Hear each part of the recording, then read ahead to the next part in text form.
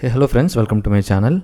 In this Azure DevOps tutorial series, today let's discuss about what are scheduled triggers in release pipeline. So we already discussed about triggers and different types of triggers in a classic pipeline or a build pipeline, classic pipeline or a YAML pipeline, right? So there we dealt with build, right? That is called as build pipeline, whereas this is completely different. This is a release pipeline. Alright, so if you are not sure what release pipeline is, you can watch my previous video where I have clearly discussed about what release pipeline is.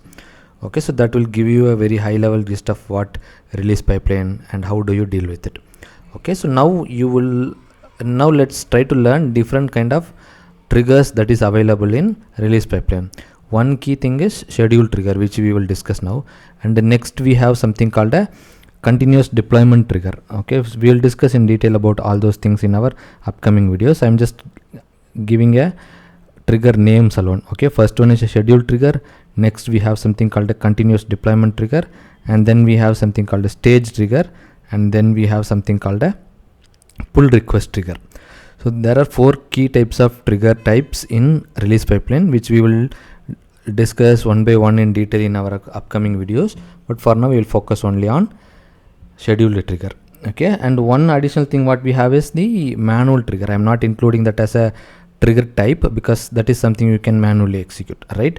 So let's jump on to the ADO and go to our release section.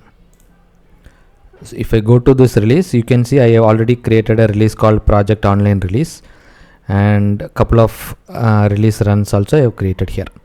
All right, so let's see how do you schedule this particular release pipeline. So if there is a edit icon at the top, I'm clicking that.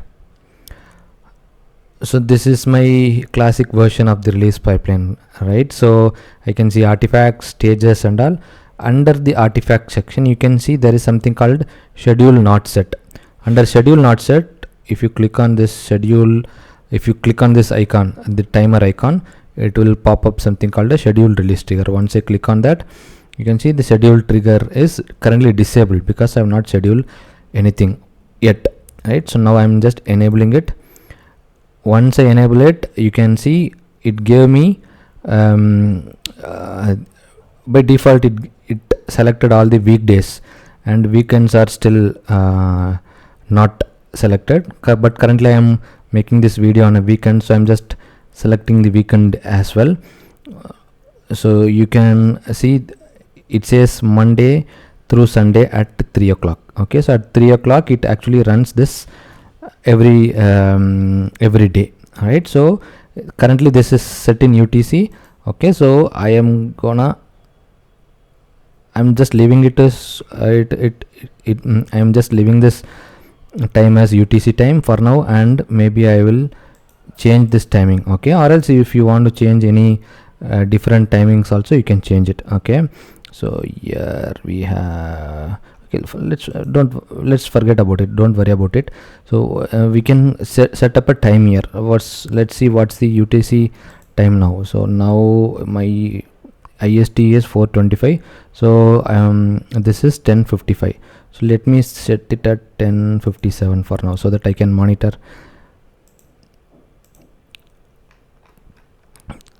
if this actually runs or not. 10:57, right? The same UTC.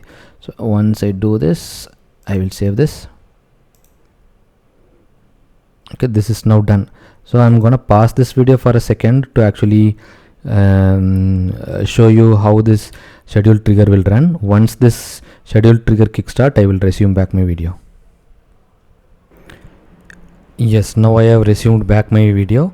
You can see there is a new release version that is created called release 3. Okay, this is something created by scheduled trigger, and it started its deployment activity. So you can see it already deployed in dev and it is running for QA. You can navigate through it and actually try to understand what's actually happening at each stages. Alright, so this way you can actually set up a scheduled trigger to run your release at specified timing. Okay, this might be very much useful if you are doing a release activity on specific days or specific times according to your project needs. Okay, so this is something very handy. If you are not using this, I would suggest you to try this out. you can